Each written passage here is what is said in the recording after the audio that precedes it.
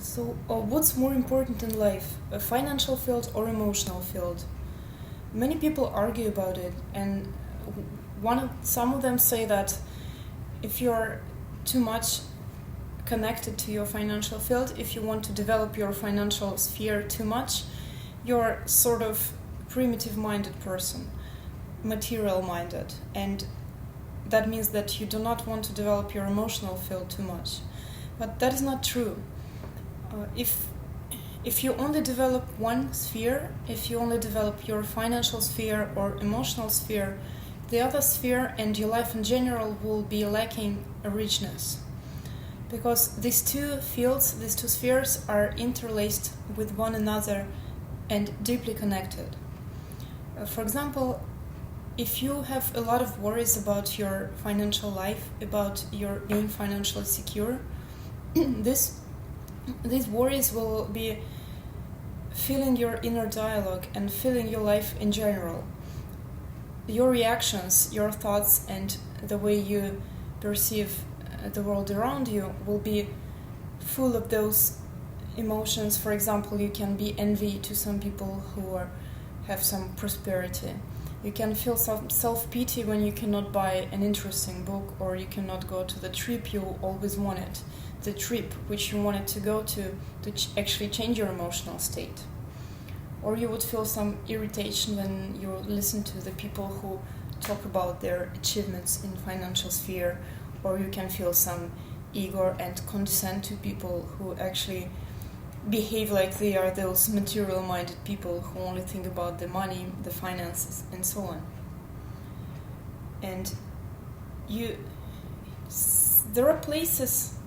The trips are actually very important for your emotional state. And there are places, the beautiful places, which change your state almost automatically. For example, if you go to Himalayas, you will automatically feel a very, very different set of emotions. And your state will change. And you will way easier be able to ask yourself some questions and answer them and just contemplate and think about your life in general, about your relationships with people. It's very hard to achieve that state while you're sitting at your office or among the skyscrapers in a city and you've been sitting there for years. It's very important to change the place where you are, to see different places, to see how your mind, how your psyche reacts to those places. So those are very important moments of how your financial state can affect your emotional state. Especially when you have a lot of relatives or people you think you have to support. That makes you really worried all the time. And very simple things like drinking tea or going for a walk will be still full of those things. And instead of trying to just drop and pretend that you do not have all those worries about your future, about what you will be eating after 10 years or 20 years or 50 years. You might just make small steps towards developing your financial sphere, and at the same time you will have plenty of time to develop other spheres in your life. The emotional, intellectual, develop your body, develop your mind, and develop your social skills and other skills, whichever you choose to develop.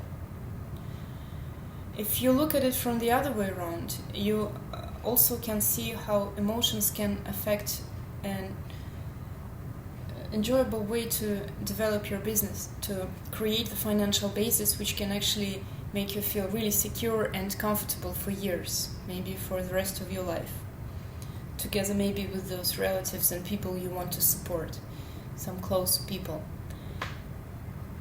If you have less negative emotions and you have more pleasant states, it's way easier for you to react efficiently, to react adequately to the things.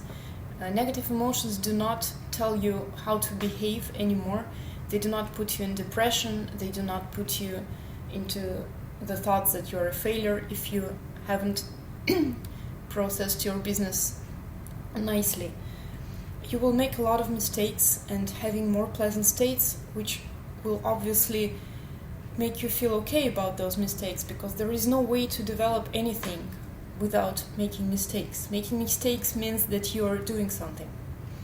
You should be really worried if there are no mistakes and failures in your life. Defeats, rather. If you have less negative emotions, you can actually think more clearer. You can easier tell what people surround you. You can easier choose a proper and capable business partner for you and people who will work for you. You can see pros and cons. You can decide which business to choose, what area to develop, and you can just enjoy those things.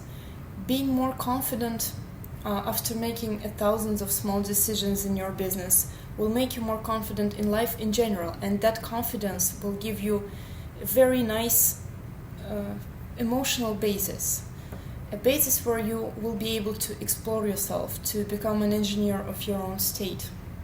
So coming back to the question, which field is more important? There is no such thing as more important field. There are two fields which should be developed at the same time.